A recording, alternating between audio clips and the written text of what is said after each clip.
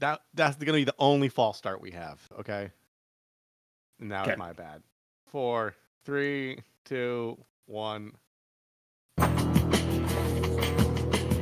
Ha! It's done. They never saw me coming. I was amazing. Bad guys went down. Hello and welcome to the Worst Movie Ever Made, an experimental movie podcast designed with one thing in mind, to find the worst movie ever made. I'm your host, Chris Ackman. I'm joined by my co-host and fellow mad scientist, Rob Scucci and Bob Hassick. Hey guys, how are you? And why are we doing Simon Sez?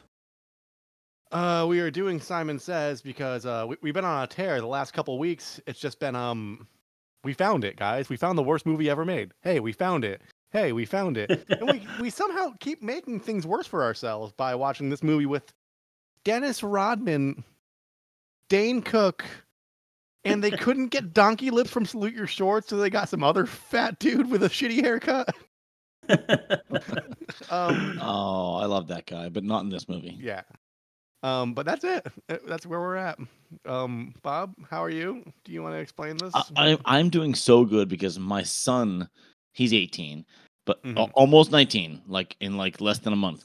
He made me salmon for dinner. He's like, Dad, you want some salmon? I'm like, holy shit, yes. Oh, yeah. Make me Salmon's dinner, great. dude. Yeah. Yeah. So I'm like feeling healthy and like full of omega 3s or whatever. Right. I'm ready to go. I'm ready to explain this movie. Okay, here we go. Hey, Bob's about to do one of his famous movie explanations. What? Where? What? Come on, man, out with it. We haven't got all day to wait. Oh, it's just over there. All right. All right. I saved all my creative energy for the pitch because this movie was uninspiring to me, as I said in the earlier group text. Yeah. Really? So I have, as my alliteration, scenes and stories sucked, slowly sapping my spirit. I didn't even bother explaining the movie in an alliteration because I couldn't. Okay, so here's the movie for those people that haven't seen it, which is 101% of our audience. Simon is a character. He's an Interpol agent, and I'm going to put it in quotes. Damn, he's good. Mm-hmm. And somehow he gets roped into rescuing a girl, by the way, who isn't even really kidnapped, and fighting against an arms dealer and a seemingly endless stream of henchmen. It just never stops. Yeah. And there are two other agents dressed as monks the whole time.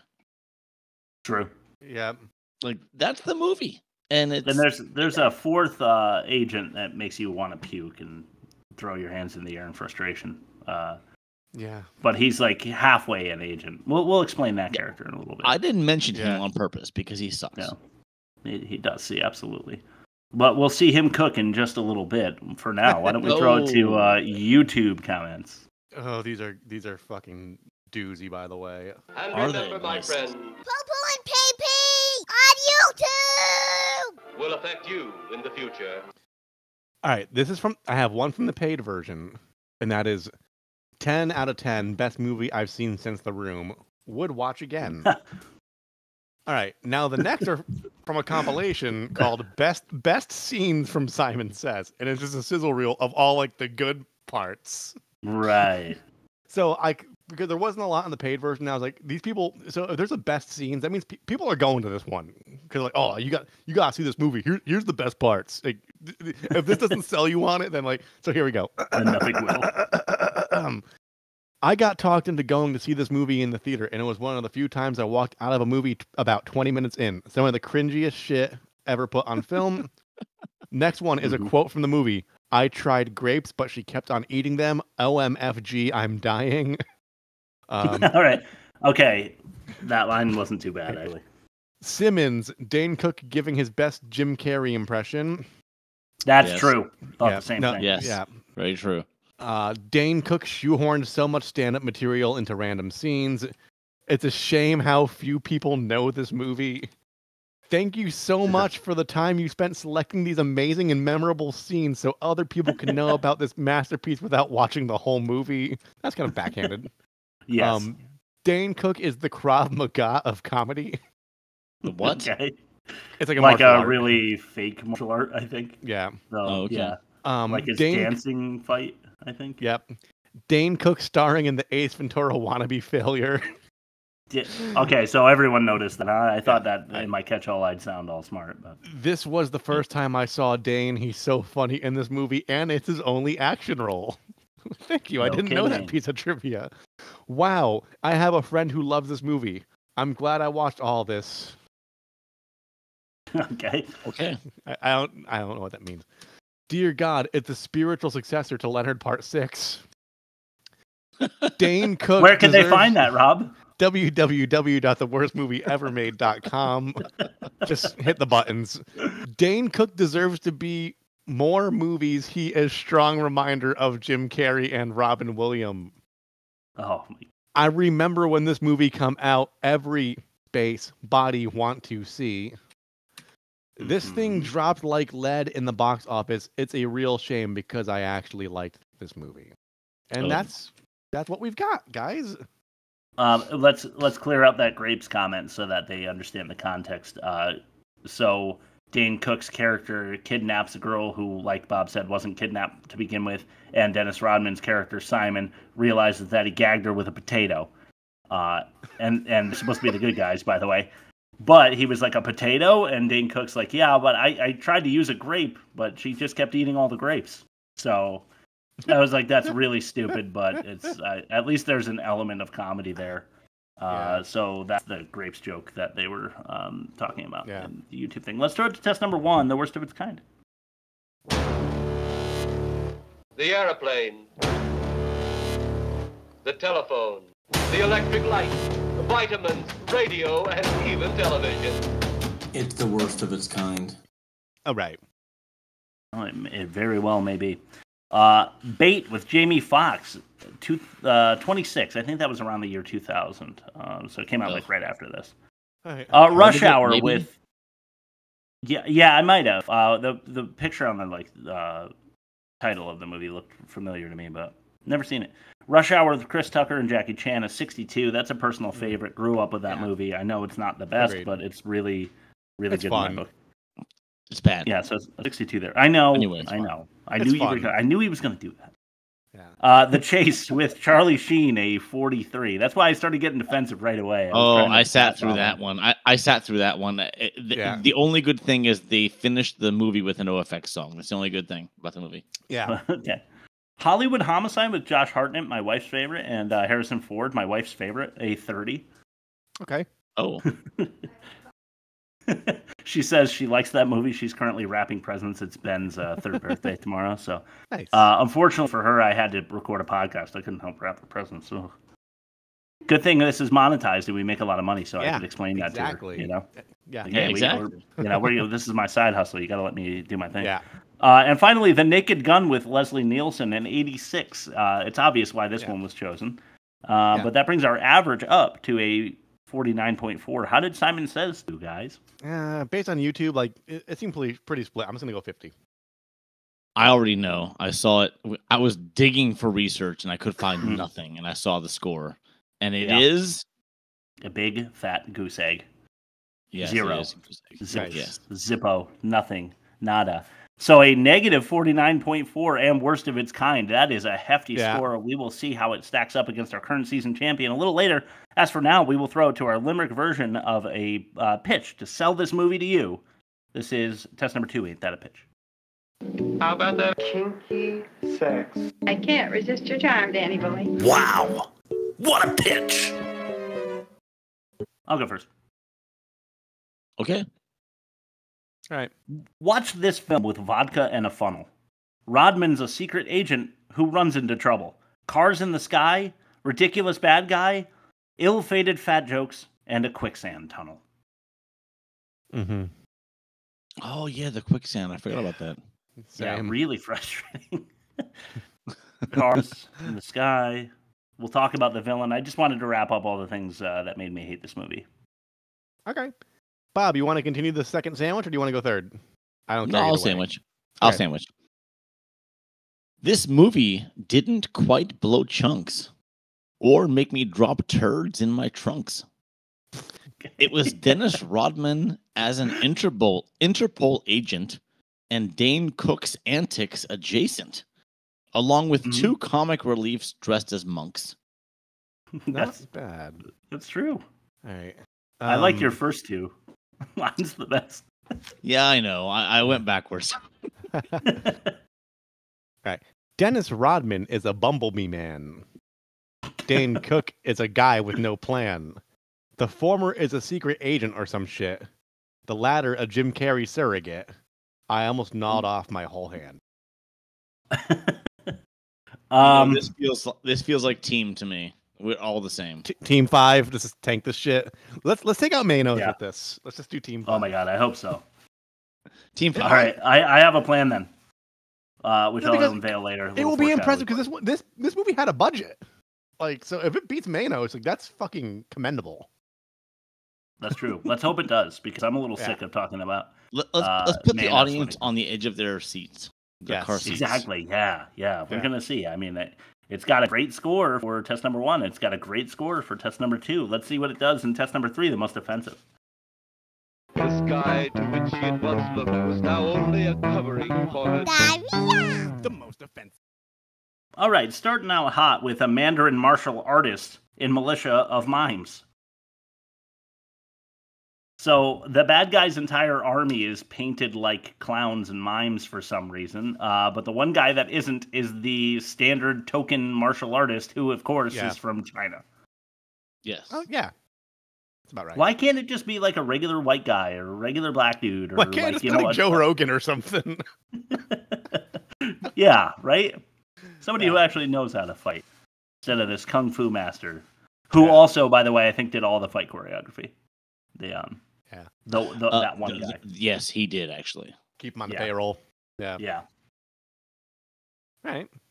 That was a bad time to sip my wine. Number 4, gagging a girl while grabbing her for good. And I don't mean forever. I mean for the good. Like, I kind of mentioned this before, but they shoved a potato in her mouth and Lou out her, you know? Yeah. And they're the good guys. And they're kidnapping her without explaining why or anything. They just it looks like a high speed grab and nab, you know, like ransom kind of deal. Yeah, and she has no idea that they're trying to save her, especially because she hadn't been kidnapped in the first place, as Bob explained. That's it exactly. So let's throw to our first clip of the day. All right. This is number 3. It's called One CD. Simon,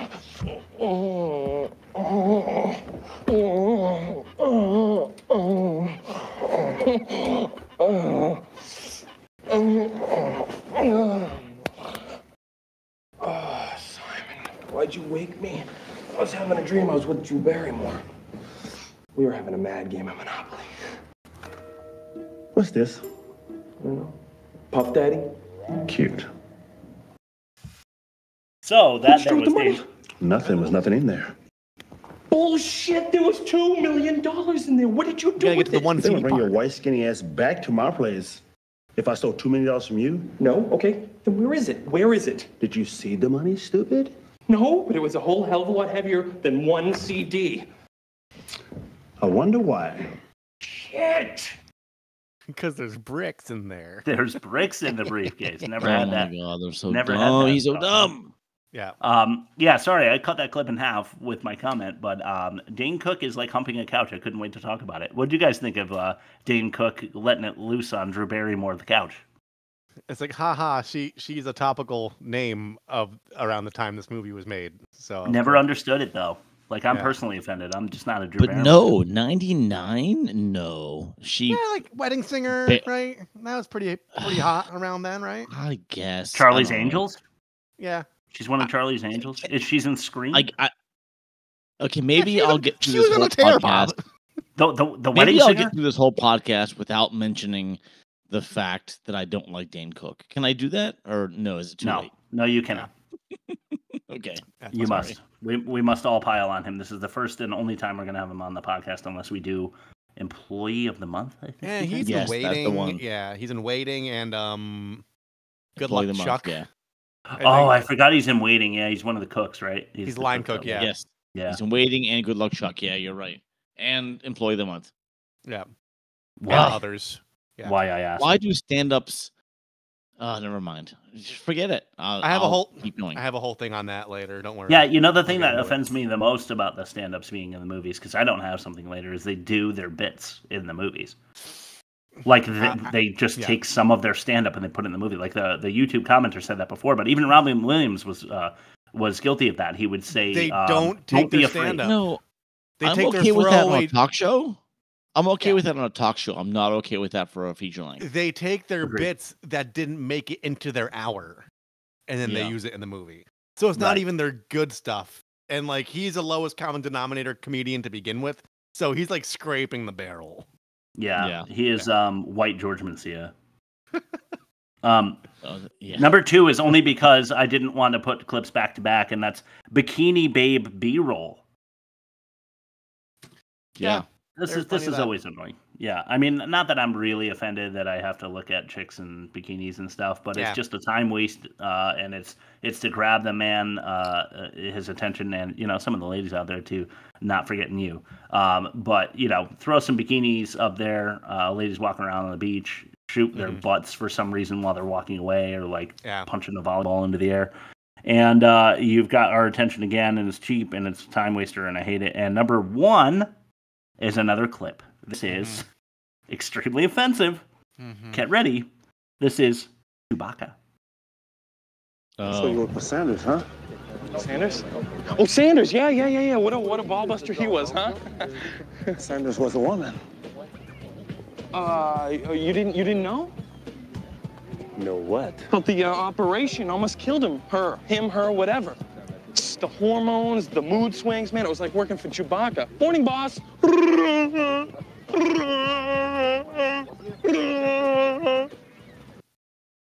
Nice. That was it. I don't want to laugh. I don't want to give the audience the wrong impression. I'm not laughing because that was funny. I'm laughing because the audacity. You're laughing. He's laughing because of the wine. That's the only reason. Yeah, that may be true. I haven't been drinking, which I mentioned to you guys. I actually lost 8 pounds, so congratulations. Nice. What a win. Great win. Nice win. But I'm keeping that up, working out, eating like hardly any carbs, clean carbs, vegetables, fruits, lean proteins, Yeah. Salmon. Bob, you know that life. Yeah, lots of salmon, actually. Salmon, right? Exactly. Yeah, salmon, living the salmon life. But yeah, this is before trans rights were really in the public eye, and right now they are obviously very much in the public eye for good reason, in my opinion. And trashing someone for their transition. I mean, this is a fictional person, but we're still dumping on them because they're transitioning from a man to a woman. And this is something that we see all the time. If it was something that they could do in the animal kingdom, they would, because there's definitely gay animals out there. It is just natural to feel like you were born in the wrong gender. Well, you were born the wrong sex. Gender's a different thing. Gender is I'm very... sorry, Chris. Are we now the wokest movie ever made? The PC play. Look, I am dotting my I's and crossing my T's and minding my P's and Q's and all that. You're definitely minding your LGBTQs. Yeah, that's good. That's good. That was very nice, Bob. That was very nice. I wanted to give you an honorable mention before we go, and then I'll ask you guys if you have anything. But what did he do? What did Rodman do to the the guy who was selling wooden horses in the big hat that has shells hanging off of it and the extravagant garb? He I think he knocked that guy out just to steal his clothes. Yeah, that probably. Or what did he do? He held him at gunpoint and said, "Take off all your clothes, get naked, so I can." I need your honestly, your boots and your motorcycle. I agree with you. That should be in most offensive because he, that's just totally just knocking an innocent guy out, man. Yeah. Take his shit. Yeah, Wanton destruction of horse trinket man guy stuff. Yeah, he probably had a hot dog stand. Instead of public property or private property, it should be personal property. So wanton destruction of personal property. Oh, I love that. That's a great demerit. Got it. Should I write that in for our demerit? I love that. Yes. Yeah, do it up. Okay. I was going to make the demerit. The demerit was going to be Dane Cook, but I'll take whatever you wrote. That's good. Yeah.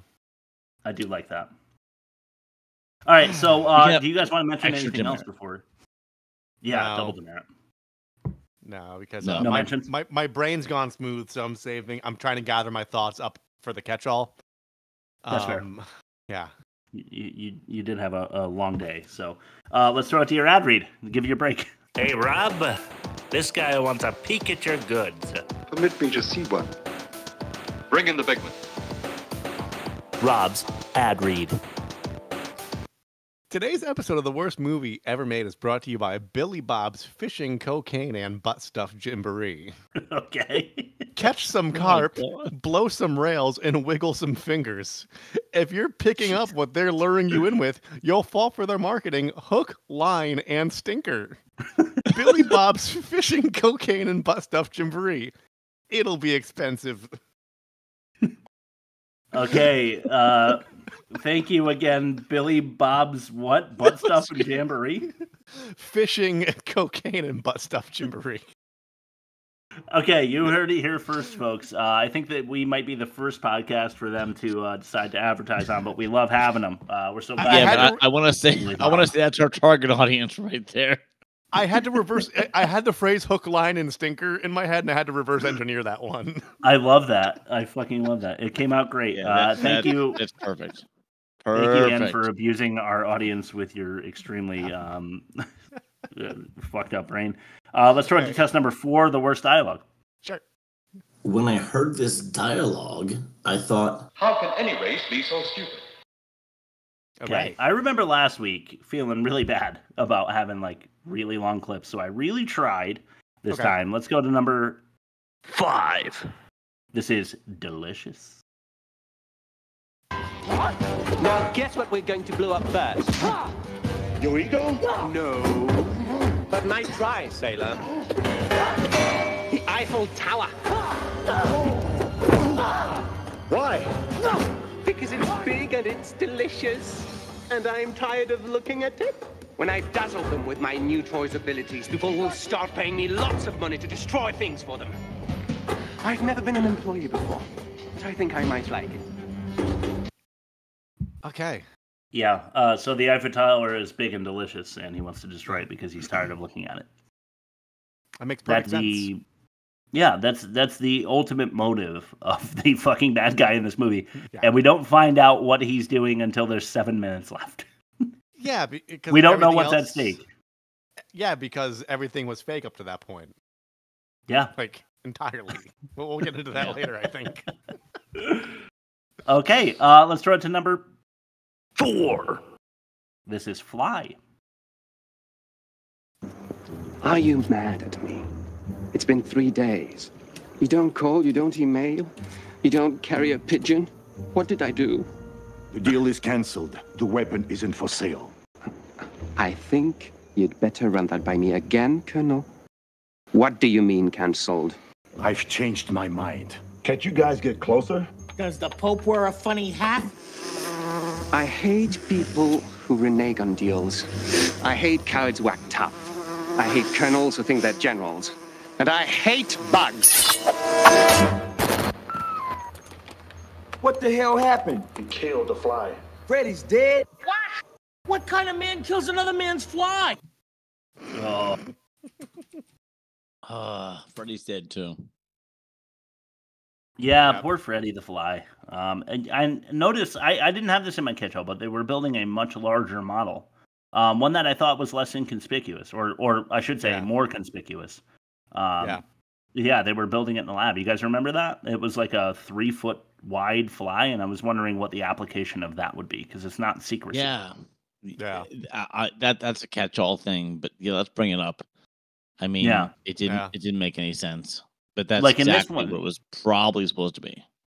Right. In this one, this drone was like the size of a fly, and it was impressive. It actually worked to show that the villain had some skills, at least with his longsword or his like dainty fencing sword, whatever it was, and he cut the robotic fly in half without a second thought, just first swing.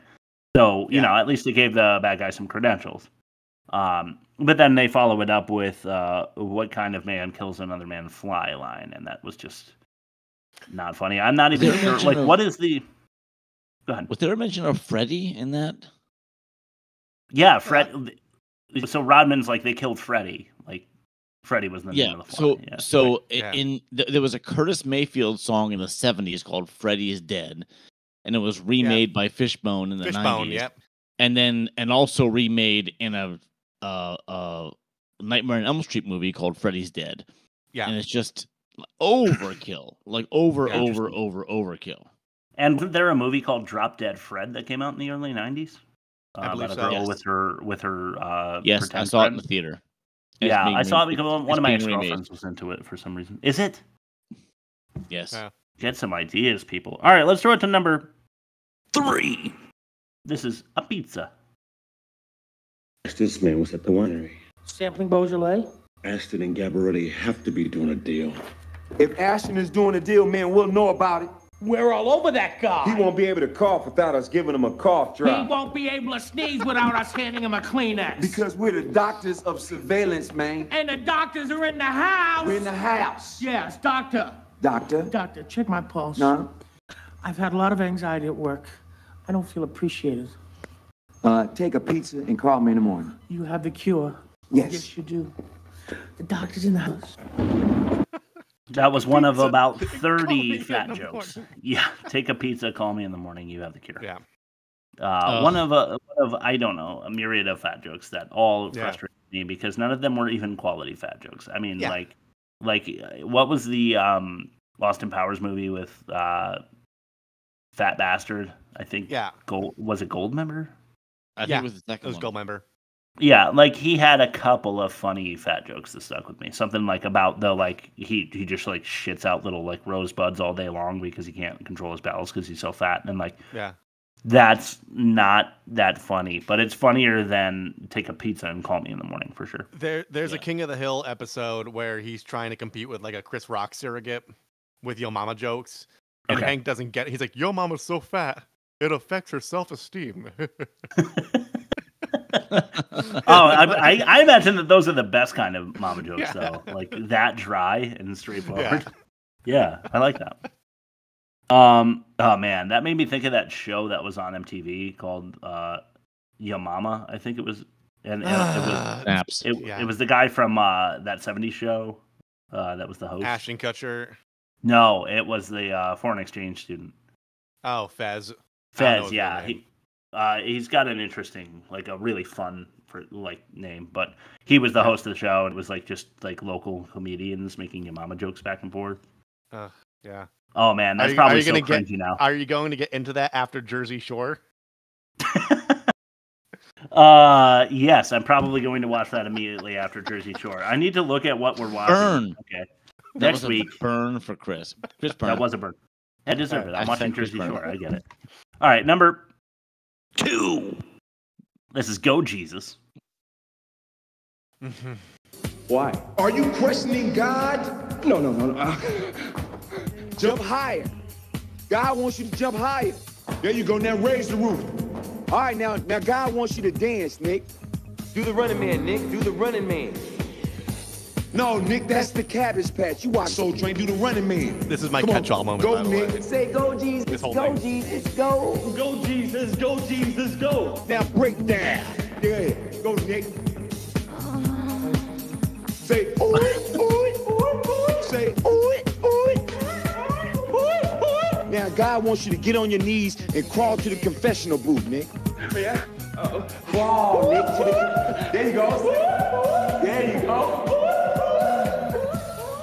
All right, I'm here. What do you want me to do now? Now, you die. Holy fucking shit.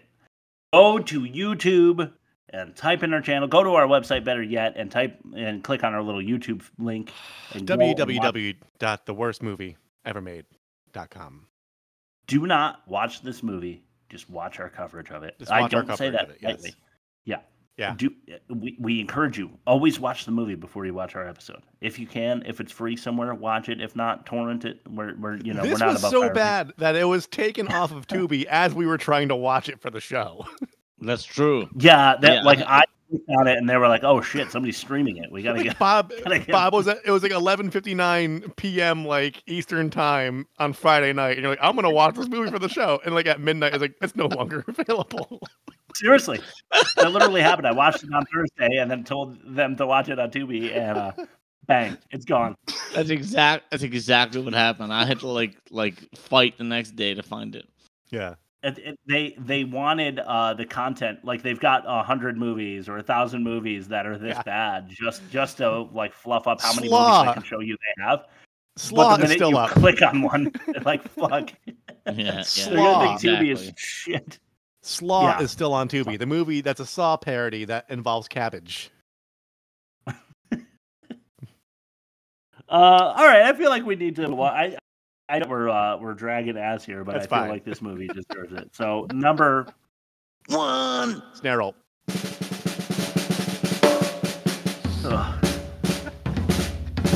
You know what? Fuck it.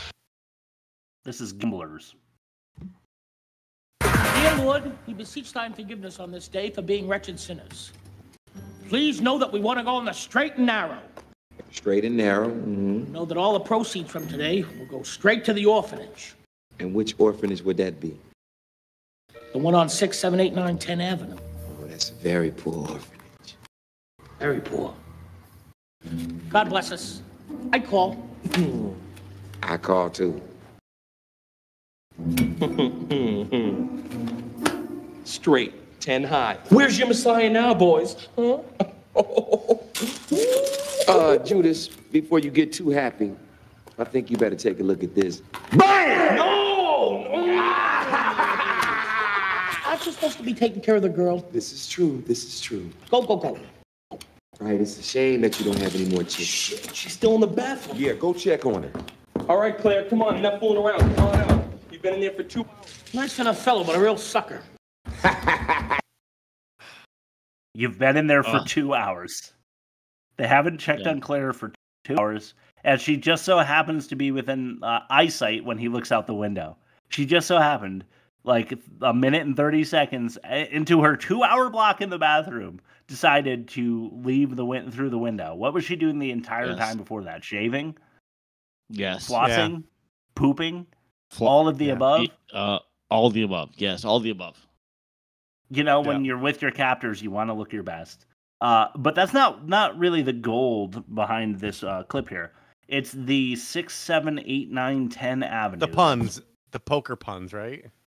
That's 6 numbers. No. How many addresses are 6, 6 9, numbers? 10, yeah. Wow.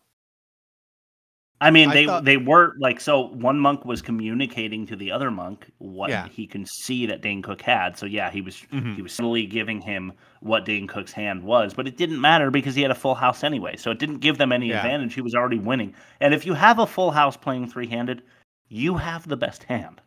Yeah. 99% of the time. Usually, if you have a pair 3-handed, you have the best hand.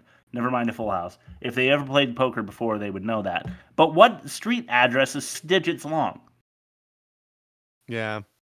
I feel like Dane Cook should be kind of on to them at this. I'm sorry. This just really bugged me. Too much personally. credit. Maybe it wasn't number Too one. Maybe it did. much credit.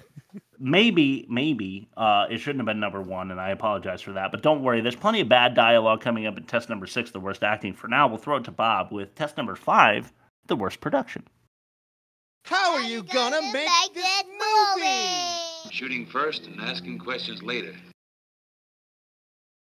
That's exactly what they did in this movie, pretty much. So I'm going to say my tagline for this is Rush Job. Now, this is mostly I'm going to say an assumption, but I think it's an educated guess. So in 1998, Rodman signed on to do another action movie, and it was untitled at the time. And, of course, not really written yet or anything else. And coincidentally, the NBA had a lockdown, or a lockout, I should say, between 98 and 99, which means they had no games. Because the players and the owners couldn't agree on certain stipulations, like what players should be paid. Yeah. So they had no games for over 5 months. It was like like October through March or more than That's that. correct. Or I think it was September through January, whatever it was. And it gave Rodman time to commit to a movie.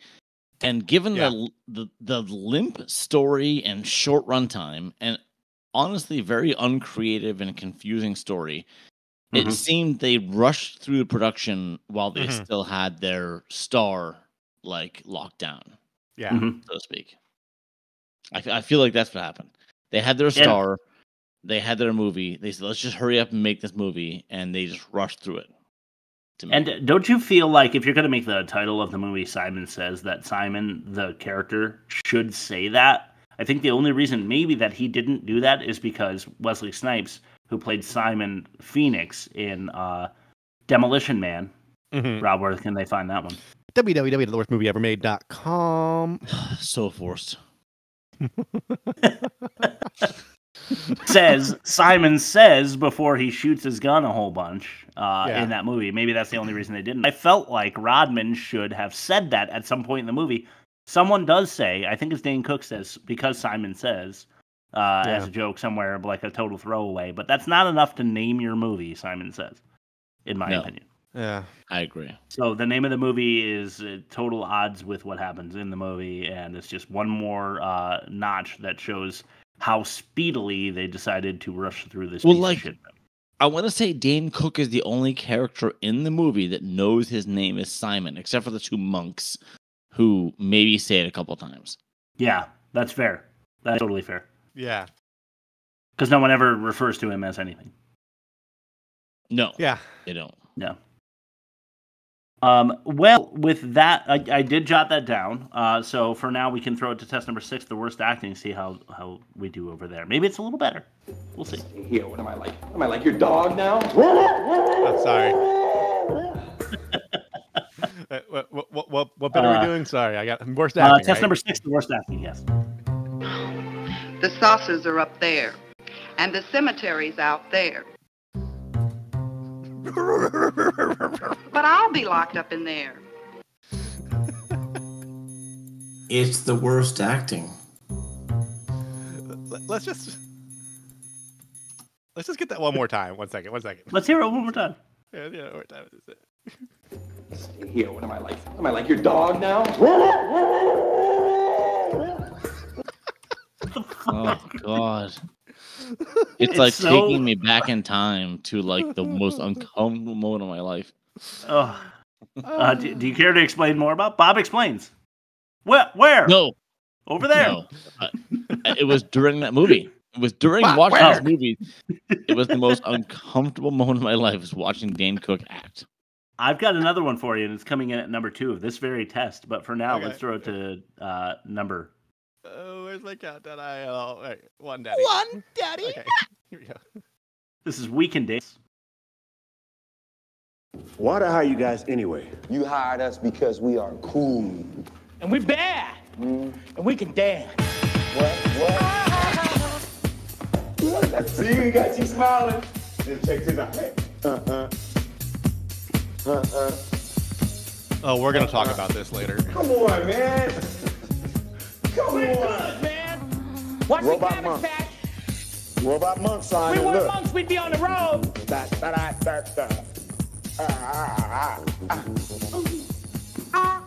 Hey, you think he mad? He's moody. He's very moody. We still getting paid, though, right? About poverty, but we getting paid. I'm hungry. I thought you was on a diet. Screw the diet. Let's get Chinese food. Oh, yeah, that's it.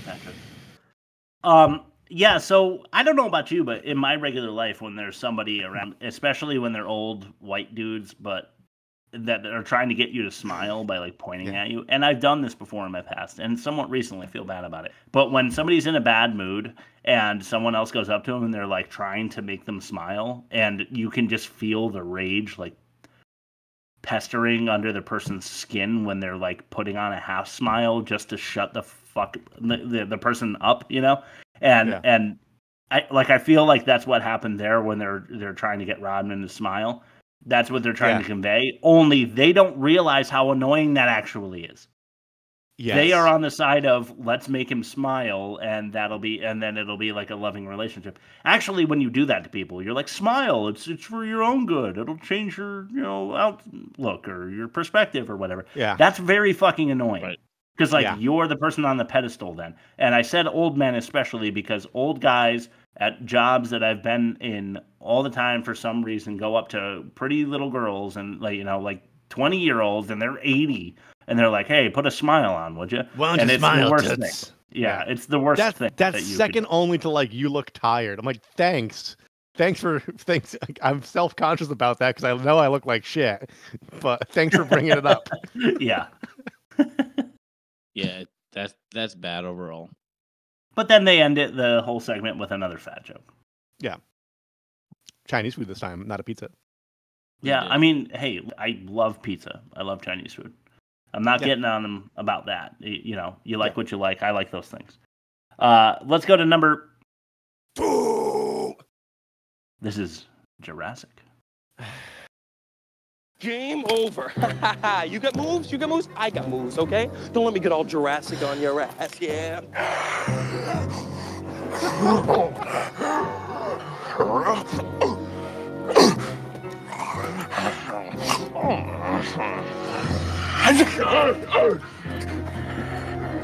Oh, come on.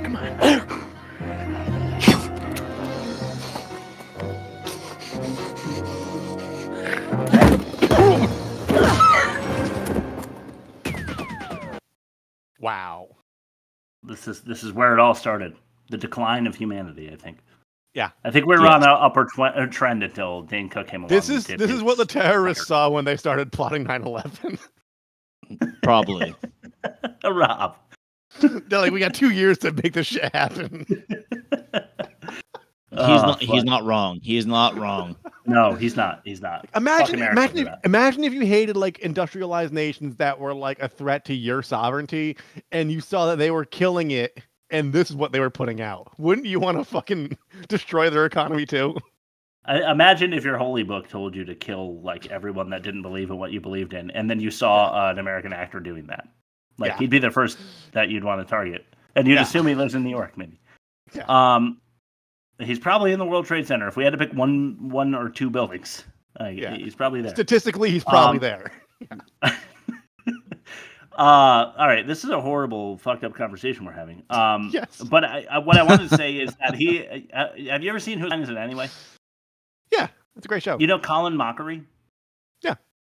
Yes. Yeah, well, you're talking about the years of Ryan Stiles and Colin Mockery. This is a show that I get mockery for enjoying because a lot of my friends think it's totally. I don't like improv troops that much, but they do a good job. I'm a fan. They do. Colin Mockery does a great raptor. It's like really funny because he's ugly. I hate to say it, but that's his shtick is that he's ugly and he's funny. And he does a great raptor, and I think Dane Cook ripped him off because he was doing that in the early 90s, So, I just wanted to shit on Dane Cook again. Let's throw it to number 3. This is How. Simon here? No. Can I come in? I don't know, can you? May I come in? All you had to do was ask.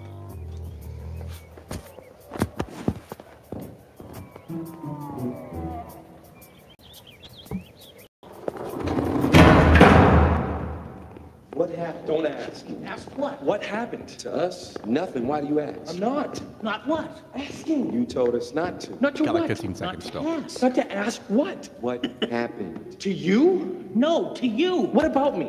What happened? I lost the girl. You what? How does one go about losing an entire girl? Don't ask. I think they thought that was very clever writing.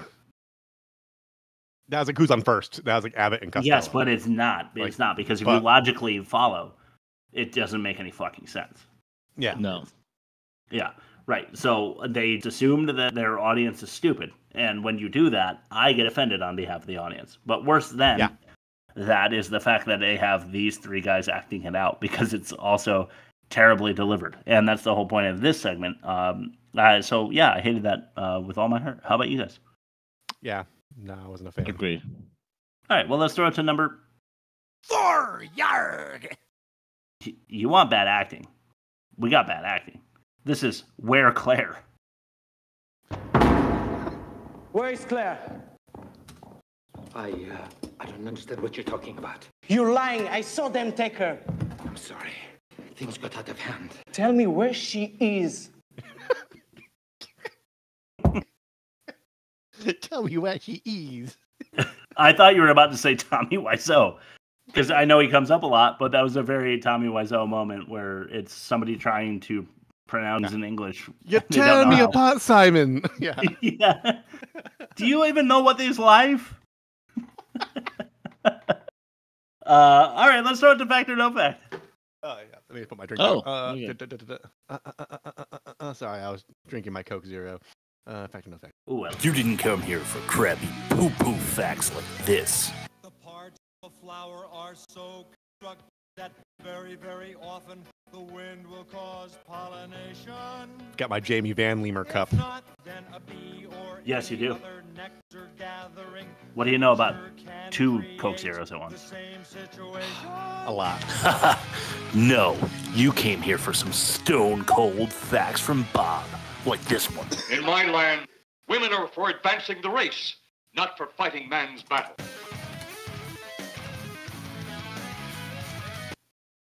All right. Hey, go ahead. Thank you, Rob, for that lead-in. Simon says, I went with a plain rhyme scheme with Hymen Pez. Hymen Pez. Which is like a redoable virginity candy dispenser. Yeah. You just pop the hymen back in every time you like pull her head back. Yeah, it's a Hymen What the fuck are we doing with ourselves, guys?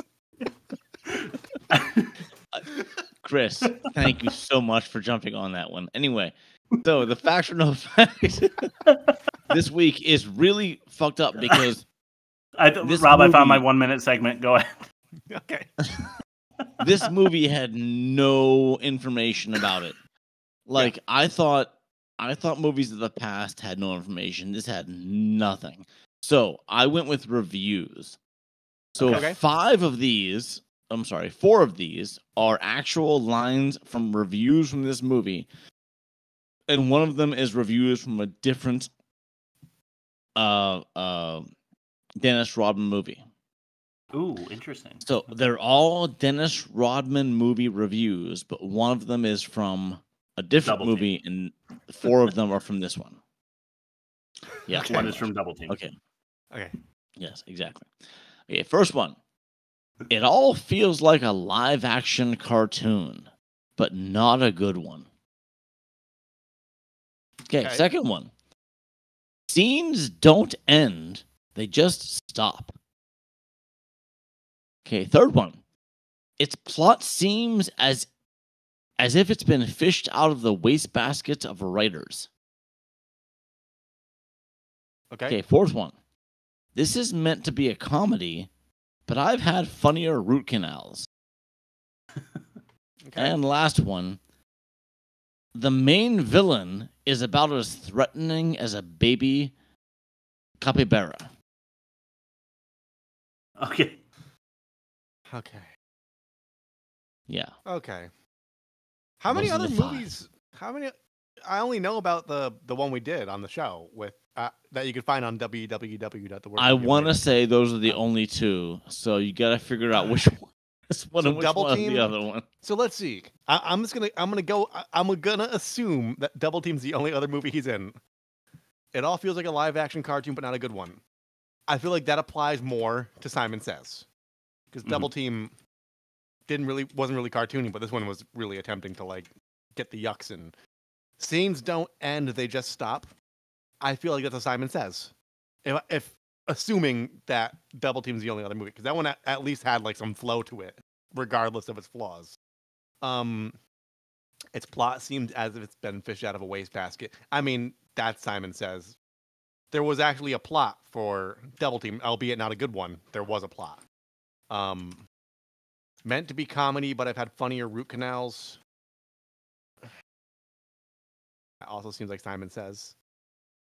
Because Double Team was like, it was more like playing it straight with comic relief than a full-blown comedy.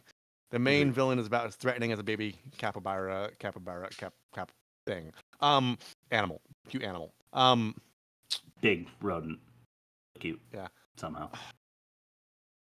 I don't remember the villain from Double Team, to be entirely honest. So I'm gonna say I do. Isn't it it's what's his face from Sin City? Mickey Rourke, isn't it? Okay. No, So that's I'm not gonna his Yes. No, it's not. It No, was, it is Mickey you're Rourke. close. Was it Mickey Rourke? Yeah. I think so. All right. I'm gonna say pretty sure. 5. I'm gonna say 5 because I don't remember the villain. If I don't remember the villain at all for Double Team, then I'm assuming that that villain is also not threatening. Assuming that that's the only other movie Dennis Rodman's in. So number 5 is the lie for me. I agree, Rob, mostly. Feels like a live action cartoon applies to this movie. Meant to be a comedy, but the guys had funnier root canals. I agree. Main villain is like no scarier than a capybara or whatever. By the way, that reminds me of Inglourious Bastards, because like his whole squirrels are rodents. And they're super cute. If one scampered into your house, you might even feed it. But if it was a rat, you'd kill it. And it's like it's like his justification for killing Jewish people, which is really horrible. So I'm between. Plot seems like it was pulled from the wastebasket of the writer history or scenes, and I really feel like this one is a plot that seems like it was pulled from the wastebasket of history. So I'm going to go with number 2. The scenes don't end. I think that could apply equally to Double Team. So let's see how we do here, Rob. All right. 2 and 5. You did well. You did well, Chris. The scenes do not end; they just stop. Is from Double Team. Whatever. Toasty. I wanted to give you that satisfaction Love early. it. Yes. Woo! And I feel like the rest of the episode has gone long, so I'm just going to say the other 4 that you heard are from this movie. Yes, reviews from this movie, because there was no actual facts from this movie, except for the maybe 1 or 2 I'll throw in the catch-all. Let's go.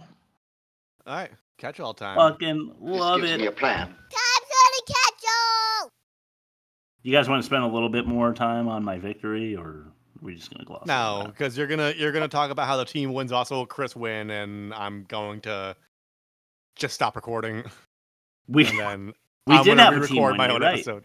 Yeah, you're right. We did have a team win for test number 2, so technically this is my second win of this episode. I feel like I just won last episode twice, and the episode before that, and like most of the other episodes. I just feel like I can't stop winning. Yeah, let's spend more runtime talking about it, Chris. All right, so my first catch-all. Yeah. It seems to me that motorcycle gangs in low-budget movies are always dirt bike gangs instead. Yeah. It's just really funny. Yeah. It's not like they're on the side of a mountain. They're in the middle of like a paved, like it looks like Venice or something. And like all the roads are paved and they're like by a water canal. And it doesn't make sense for them to be a dirt bike. Yeah. Motor scooter gang. A hover round gang. I'm going to say the same thing with a bit of a twist. The cars beat motorcycles almost every goddamn time. It's just illogical that the motorcycles would somehow like mess up the car's trajectory. It doesn't make any sense. Yeah. Agreed. Speaking of cars, parachute car. Dane Cook, Dennis Rodman, parachute car. I mean, that's all that need be said. If you want to watch the movie, there's your motivation. Yeah. You know we all have that on the catch-all. Rob just stole it from the other 2 of us. Yeah. Yeah, I did. From the get-go. Well, you know what? Because I need W's, all I do is win, win, win. I'm going to say it anyway when I get it because I'm going to start reading it and then I'm going to commit. Rodman covered head to toe in yellow, like leathered gear. Rob called him a bumblebee. Because he looks like one is simply a JCVD painted like a clown on stilts. Oh bullshit, my god. moment where they are trying to pass off the stuntman, and they put him in all yellow and black. So I thought that was really funny. Go ahead, Bob. That's true. This is a fact or no fact that I did not include in the quiz. Dane Cook apparently replaced Robert Downey Jr. because Downey Jr. dropped out. He was in jail, and they needed someone in just a few days. Yeah. And this is like 99 or 98, 99. So like, Downey Jr. was in the middle of like rehab. Yeah. I'm not famous yet. Or should I say I was famous, but now I'm in a recovery Yeah, phase. in the late 80s, like Weird Science and, heartthrob movies, he was... Less Than Zero, yeah. Yes. Yeah, so he was like in between stuff. And he dropped out of this, and Dane Cook replaced him. So I'm not sure if that's like an important thing, but that's what I found.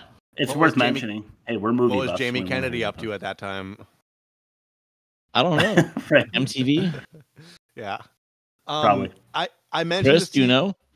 MTV? No. Chris? Probably. Yes. I mentioned this to you guys in the group text, but our listeners didn't hear that. Here's the thing. They did this in the 2016 female-led Ghostbusters 2. When the soundtrack or the score is used for like the fun, we're dancing, whoop whoop scenes. Yeah. That's not heard in scene in their reality. Mm-hmm. That's for the audience.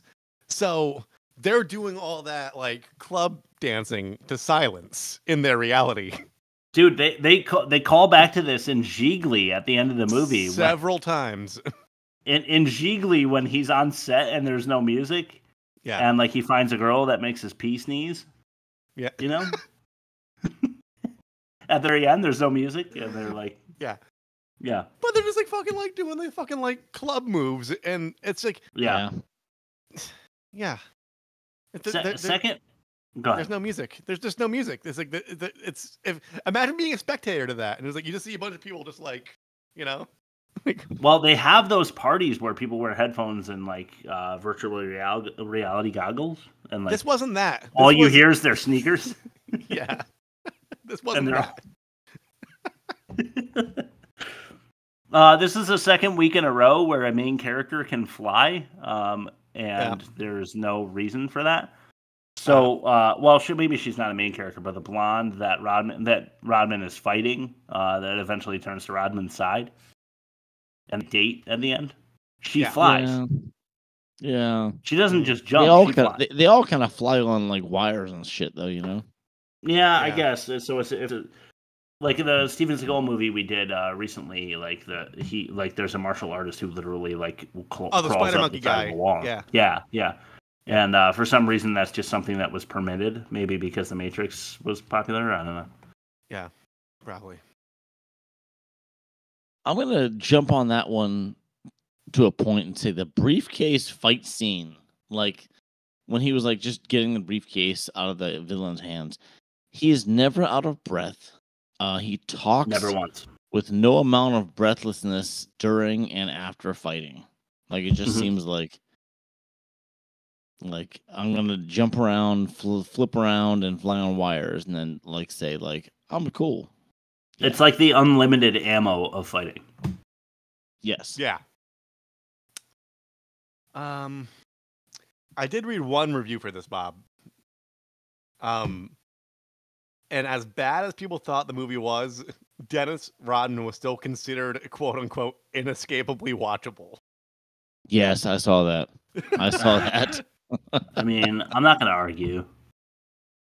You do want to see what a guy who's like You're 6'7" not going to argue that? He's like 6'7" and he has like the crazy blonde dyed hair and all these piercings and tattoos and shit. He just looks kind of badass doing this shit. He's a charismatic dude. He's a charismatic dude. No. I mean, yeah. I'm just going to say no. No. Okay. Well, okay, so I guess it falls on me, right? Uh-huh. The tiny boat in the pool, I thought that was super funny. Like the boat. Yeah. It's like it's a small like man-made pond And it was a real right. Very small, and they had a rowboat in it. I just thought that was really funny. Okay, Bob. How many times can you lap around that thing? Bob. I thought that Dane Cook pulling out a random disc, which is, for me, going to college in the 90s, like pulling out a disc to play a music in the car. Like he just shoved this like random disc in. Yeah. I was confused. I was like, what exactly is that you just threw in there? And it didn't make any sense to me. Going back to the sound design, I don't know if it was just the version that was available to us, or like maybe the people in charge of archiving this content didn't really put their best foot forward. I watched this with earbuds, like on my phone. Okay. There were several instances, like when I heard it in one of the clips we played, when he's like, she's been in the bathroom for 2 hours. Like the audio just disappears from one ear when the soundtrack tries to take. So like they either did not have good mics in place, or when they were archiving this for like posterity, they just didn't really care. Yeah, they probably didn't care. Oh, that's my guess. Okay. All right, I'm gonna give you a twofer because I have 50, and this one that like doesn't matter, like the tiny boat in the pool. Rodman's favorite band had to be Prodigy, right? Yeah, or Right Said Fred. It had to be.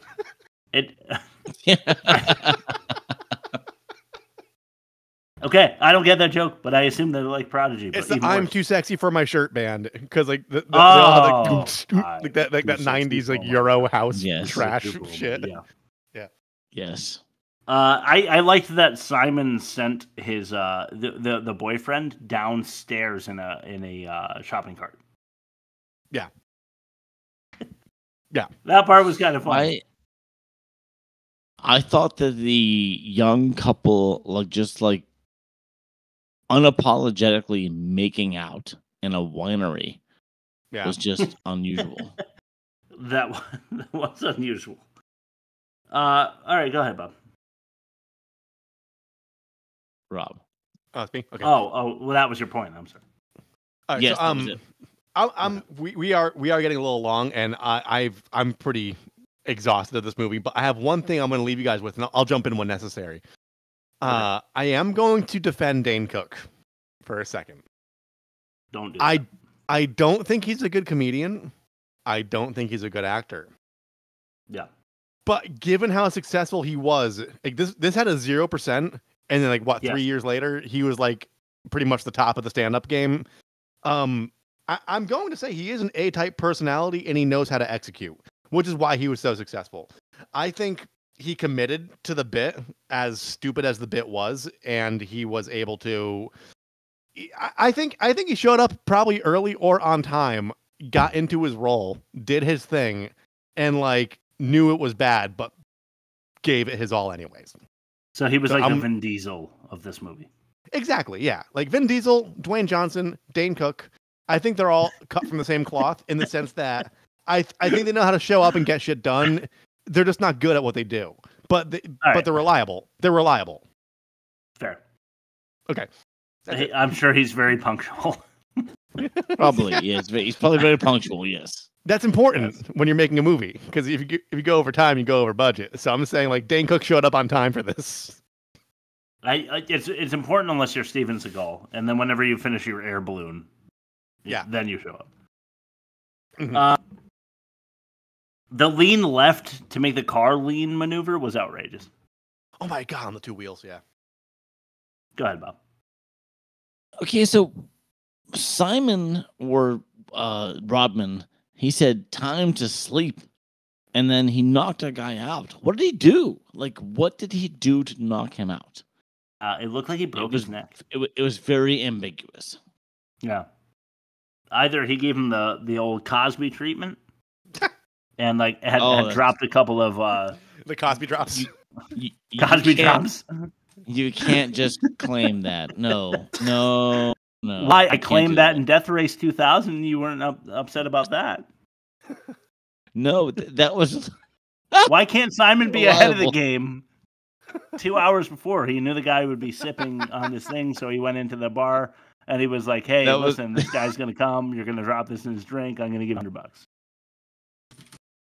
That was a reliable. And it says one pill assumption. says Cosby, the second pill says Drops, and the bartender just pops them into. That's so funny. Fuck you, Chris. I think the multiverse for us is just Cosby Drops in every movie. We have to find a way to make Cosby Drops show up in every movie. You open up the cabinet and like it's just Cosby's head in there, just like waiting for you. All right. Go, Chris. Yeah, me? Chris. Okay. Yeah, go ahead. This was a thing that happened in Rush Hour as well, but Chelsea Clinton gets mentioned in this one. Bill and Hillary's daughter Chelsea is mentioned. Was she that topical back in '99? Yeah, because in basketball, remember when he's like, when they're giving little Jimmy the rundown from the Dream Comes True Chelsea Foundation, Clinton, he's like, yeah. and they're like, nah, you probably got a better shot at Bill. Yeah, that's true. Yeah. All right, go ahead, Bob. I have a bunch more. She pours wine into her boyfriend and then tosses the glass and then runs outside. Yeah. Like it didn't logically didn't make any sense. Couldn't agree more. Agreed. That reminded me of Ran Out of Her Mom on Dr. Giggles. Ran Out of Her Mom. Yeah. Yeah. Stop referencing old episodes. I'm having a hard time. Oh, come on. I'm trying. You can find them on I'm having a hard time. www. It helps with the audience. Yes. Thank you, Rob. Go ahead, Chris. All right, what do I have? The Colonel's hat is hilarious. He's not wearing it in the first scene, but then we go back to him again, and it looks like it's made of paper mache or something. Yeah. But Simon is sneaking by the she assassin as she shuts her hotel door, and it's the most comical sneak by. She like literally turns around to grab the door, and he's like, and just like ducks under her other arm as she shuts the door, and it would never ever work. But then like you're like, oh my God, he got right by her and then turns around after she shut the door and she can't believe he's there. When she absolutely would have noticed him. Yeah. It was a very funny moment. True. And semi-related, is everyone a trained fighter? Like the French boyfriend? Yeah. He was what was that about? Like, I exactly. I don't mind you throwing in a trained fighter out of nowhere, like somebody who just happens to practice martial arts, but that did seem kind of strange. Yeah. Yeah. I do have one. Can I jump in real quick? Yeah. Stay here. What am I like? Am I like your dog now? All right, go ahead. I wrote fist fight of the flesh. Featuring fornication. Fist fight of the flesh featuring fornication. Rodman disrobes his combatant, and then when they had that weird strobe light sex scene. Yeah, so that you can't like see her tits. You know, fuzzy tit scope again. That should have made it in the most offensive. Sick of the fuzzy tit scope, guys. We need another Stone Cold in here where there's just like 70 boobs, like 35 solid pairs of tits. You know, we need one of those episodes. Yeah, we do. A showgirls of type. Yes. Yeah. That'll really get our mammary jogging. All right. Go ahead, Bob. Go ahead. All right. So I had the shopping cart. Would have toppled down those stairs. Like they like the shopping cart like went like down the stairs like in a like it was a ramp, but it would have like totally toppled. That would have. It's it's like the tool chest in Home Alone. Yeah. When they go upstairs, yeah. I only saw that like twice.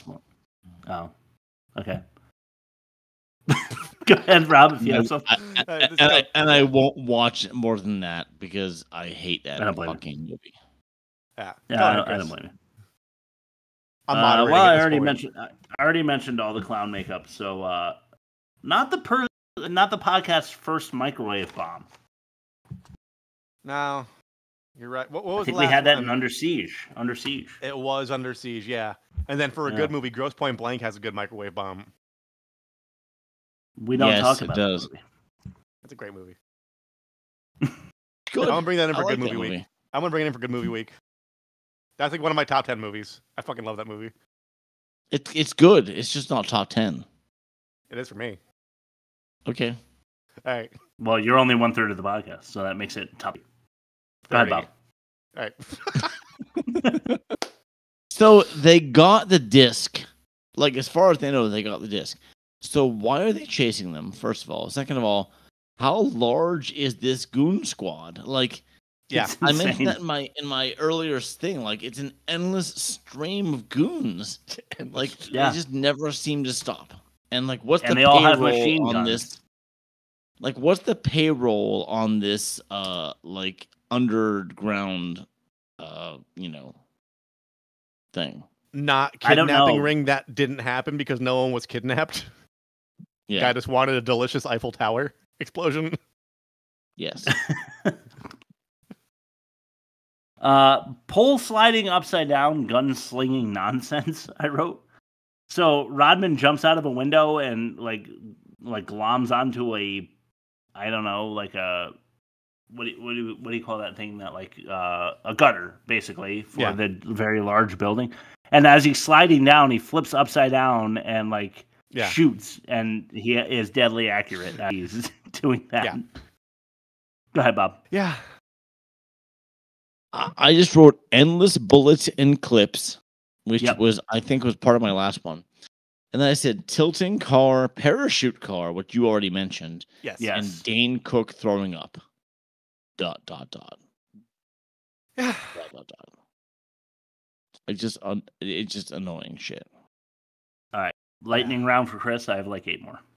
All right. I have like 4 more.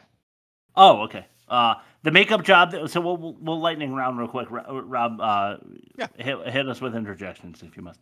The makeup job they did to show his abdomen slash, Rodman's abdomen slash, is just hilarious. It's so poorly done. Yeah. It's just one like red line like that, and his shirt is torn open. Yep.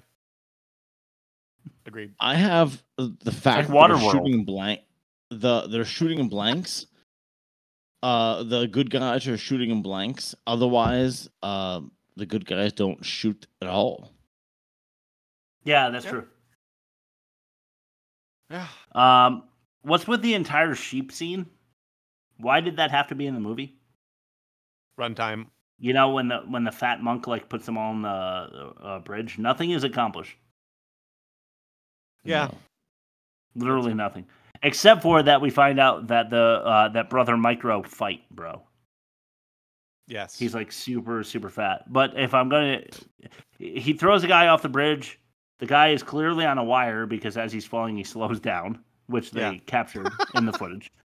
And then he would have definitely separated both shoulders, brother Micro, when he falls off the bridge because he catches himself, and then his arms go like this and like back around. All right, sorry, go ahead, Bob. I just rattled off like 4. But I just have that they're shooting at the computer equipment while wearing face paint. I couldn't figure that out.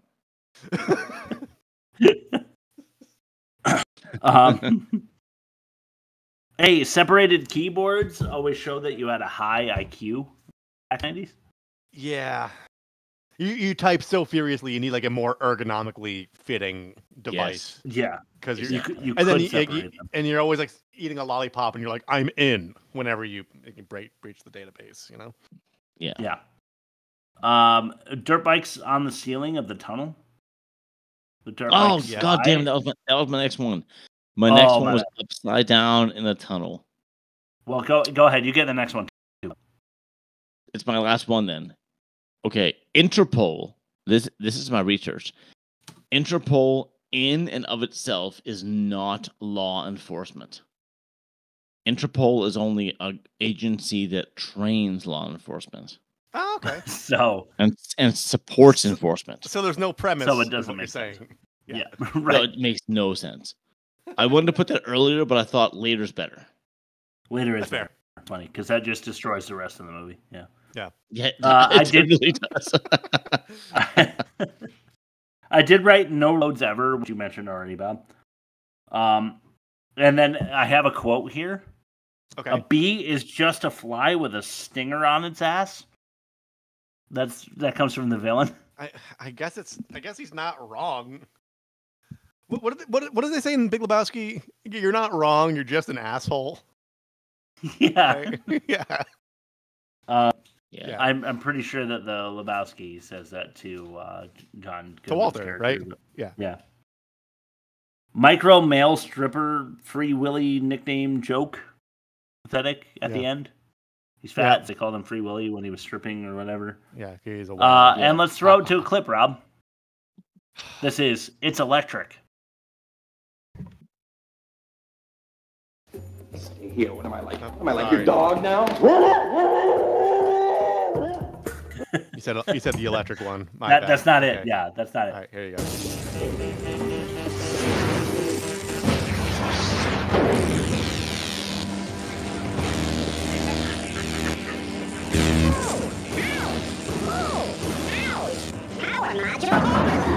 This is not a good thing. You've got to be kidding. All personnel, please evacuate the facility.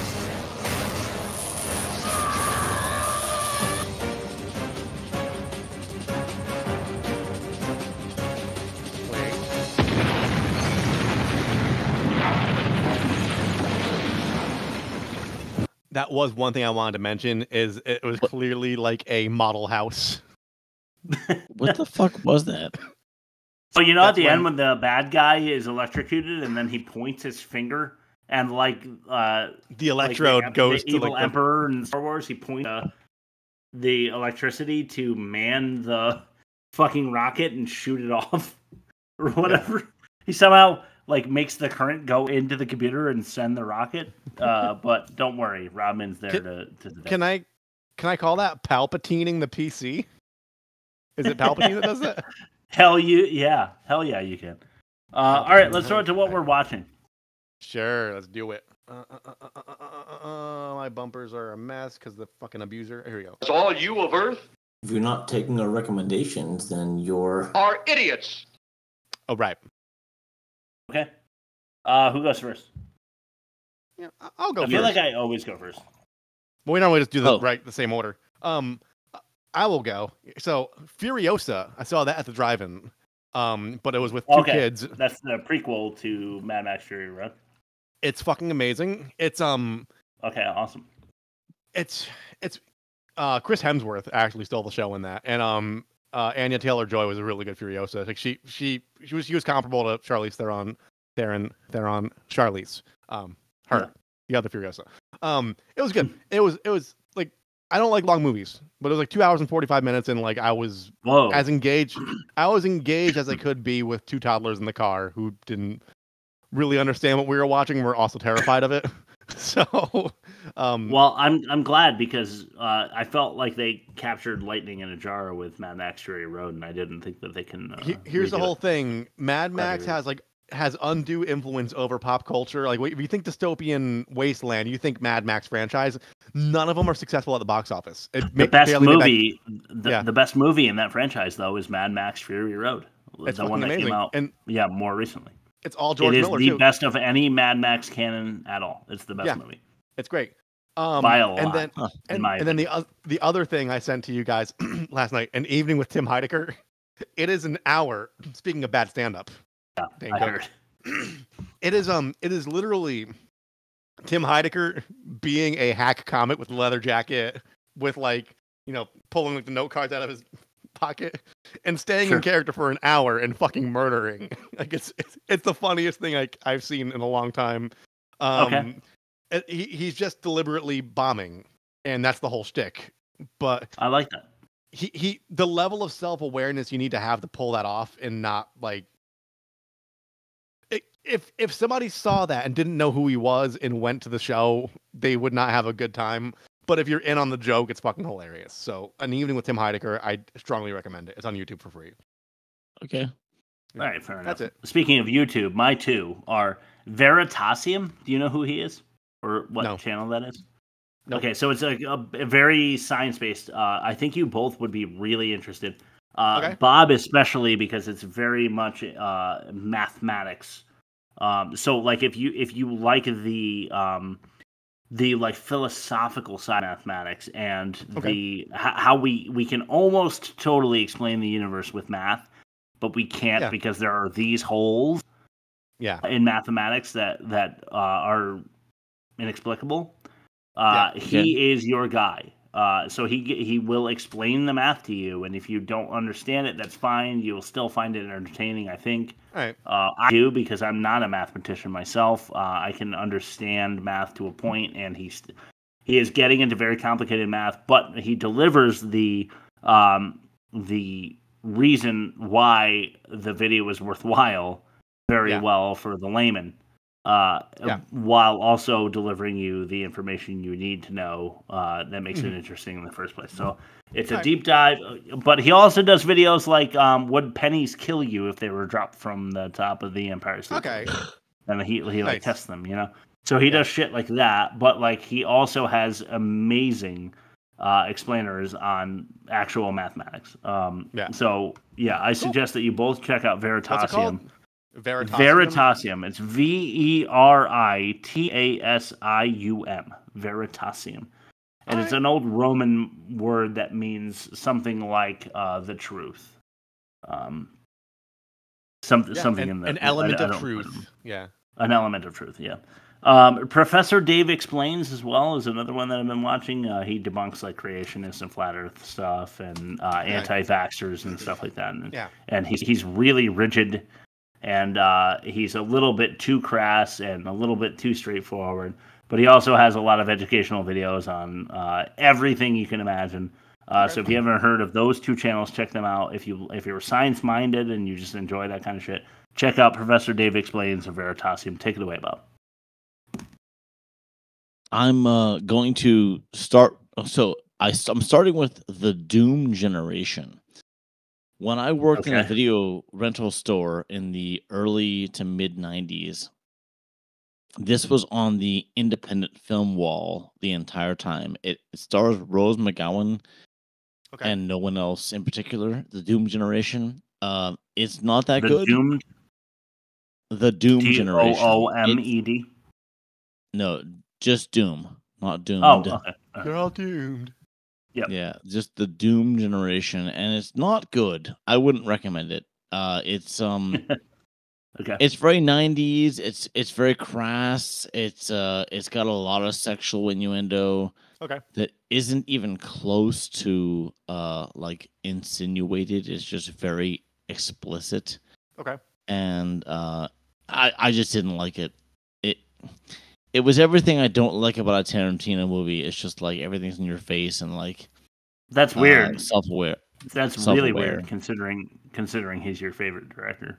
Yes. Considering that, yeah, you would think it's odd. Which is actually going to inform my next week's what we're watching, because I'm watching Robert Rodriguez's movies, who is a very close friend of Tarantino. Anyway, let's pause on that one and let's talk about something old I watched.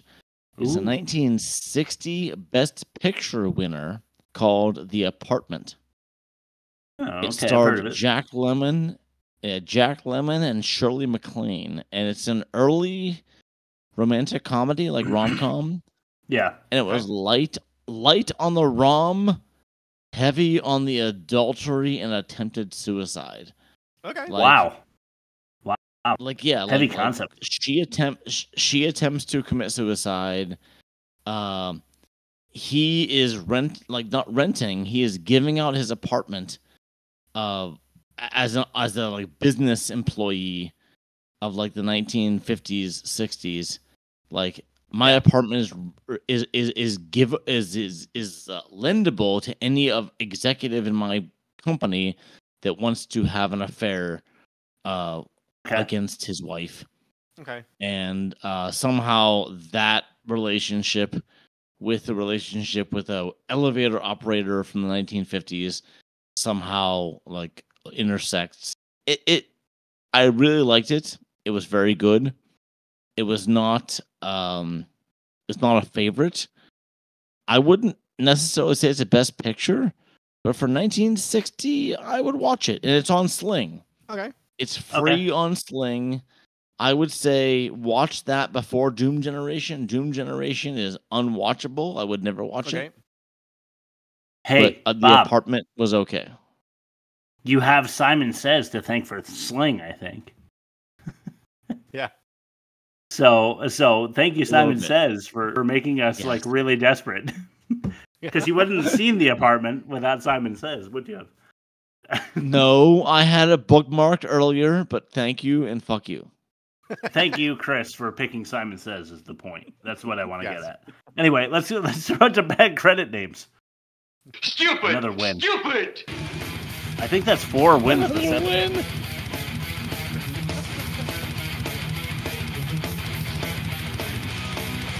Bad credit names. All right, let's do this.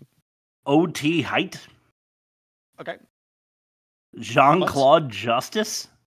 Ew. No. I feel like it's actually Jean-Claude Van Damme giving Rodman notes after Double Team. Yeah. But he didn't want to go by Van Damme, so he went by Jean-Claude Justice. With a fake mustache, yeah. Let me give Rodman all the credit. Troop Stuber? Ew. Okay. Hey, Bob, you mentioned the guy who did the choreography, or I did, and you agreed. His name was Zin Xiang. Yes. In this movie, he plays Zin. Yes, exactly. Zin Xiang plays Zin. I didn't mention it because it was too specific, but yes, you're exactly right. And the cleaning lady was played by a woman named Fatty. Oh, that's the like winner. Madonna, like a one word name, but it's Fatty. Fatty. Cleaning lady was Fatty. Okay. That's the winner this week. All right, let's throw to the offensive minigame. Sure. Say, Lieutenant, to get that funny odor, how could I miss it? That's the smell of the offensive minigame. All right. Feeble-minded fathering or bikini babe B-roll. Feeble-minded. No one's got a problem with bikinis. Yeah. Feeble-minded. Remember, we're trying to get Simon Sez over the hump here. So. I know, but like the bikinis were like probably the only redeeming thing about this movie. So that's true. The kidnappee did look kind of nice in the bikini. I will say that. No, we're not gonna beat Manos. Just keep trying. Go ahead. All right. Well, let's see. Bellhop hopped up on heroin. Okay. Or Dane Cook doing Dennis Rodman's couch. That's tough. Bellhop. Yeah, let's do the bellhop. Torg, we can't taking their bags on LSD, not even heroin. Yeah. You thought maybe the years of torment in this cult was the culprit for his shaky, thick knees. But actually, it was just the heroin he was on offset. Yeah. Thick knees, yes. Thick knees. Thick knees. Molesting Manos maidens. Or Wookiee woman man joke. One is words, one's molestation. So I'm gonna go with the molestation being more offensive. Yes. Fuck. Okay. It looks like so Manos cleans house there. Yeah. Unfortunately. Okay. Let's throw it to the movie comparison then. This gives me a plan. Let's compare the movies. All right. Okay. Here we go. Manos versus Simon Sez. Worst of its kind, a negative 40 or 51.4 and worst. Simon Sez a negative 49.4 and worst. I say we wash it. No, I mean this is actually raw numbers, so we got to go with Manos on that. I say we wash it. It's within 2 percentage points. No, because it's going to come down to this, so we can't wash it. I thought we were trying to get Simon Sez over the hump. We are here. Trying to, but we have to do it honestly, Chris. If you're honest, you don't win as much. We'll circle back. I wonder who said that. Hi, Chris. For the ages. All right. Here's your pitch. A 4.75 for Bob. Valiant effort. But Chris won with the team win, 5-star. All right, so Simon Sez wins this one. Yeah. Okay, Manos apparently was more offensive, although I argued with that. Dialogue, what's worse, Manos or Simon Sez? It's Manos. For what? Dialogue. Oh, Manos. Manos. It had to be Manos, sorry. Yeah. Okay, no budget, low budget, or rush job? That's the no budget. Yeah, I think that's the wash. No budget. No budget? 30 second. 30 seconds. Yeah, the 30. We got to keep coming back to the 30 seconds. You're right there. You're right. Rob, I'm going back to your quote from previous episode. Yes. Yeah. Acting. Manos. Demerits tax-funded torturing of teenagers or wanton destruction of personal property. Well, also, Dane asterisk, Dane Cook. Dane Cook's worse. Yeah. Let's just, Dane Cook is worse. Yeah. Dane Cook is worse. I agree. Okay, by a slim margin of 5-2, the worst movie ever made for this season anyway is Manos. The Hands of Fate. All right. That's fair. I am very glad to announce a second victory in a row. My movie won the poll again, and it is Left Behind with Nicolas Cage. So the worst movie of this season is The Hands of Fate. Next week, we are doing Left Behind. Thanks, Chris. With Nicolas Cage. How do you guys feel about that? How do you feel about my victory? I've seen it, but I don't remember it. Is this the last bad movie contender? Oh God, I don't really. I lose track. Being as this is season 112, episode 902. Let's see. I've lost count. The last good movie we did was Running Man, right? Yeah. Yes. So we did the quest. Yes. 1, 2, 3, 4, 5. This is 6. This episode is 6. So next week is 7. Next Left is Behind 7. is 7. Okay, so and one then we got more. one more bad movie, and then then a good movie. Hey, okay, so what that means is you have a chance to email us and tell us what we're doing the week after that.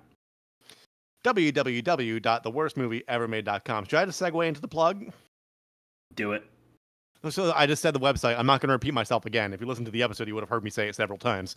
You go to that website, and there's a bunch of things you can click. There's a YouTube, there's a Spotify, there's Apple, there's Google Play, there's Instagram, there's TikTok. You could email us, like Chris just said. We have polls to pick the next movie for the following week. We have YouTube videos of the whole episode. Those are actually longer than this one, which is clocking in at an hour 35.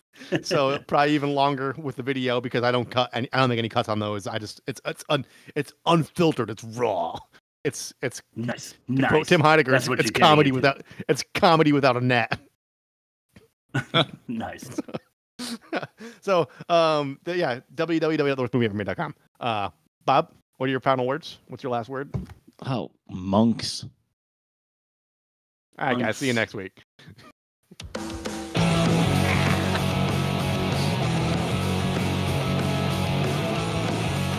This episode was worth every minute, guys. It absolutely was. I agree. Yeah. Now I'm gonna watch another shitty Nick Cage movie. You know, it's really shitty. I've seen Left Behind and I don't even remember it. That's how. Yeah, I won't remember it. And I don't drink. Yeah, I won't remember it. Yeah. So I was lucid. I paid rapt attention. I can't recall what happened in that movie. It's so bad. So far. Like I said, I'm only 15 minutes in. All right. Bye, Jelly School. Bye, Jelly School.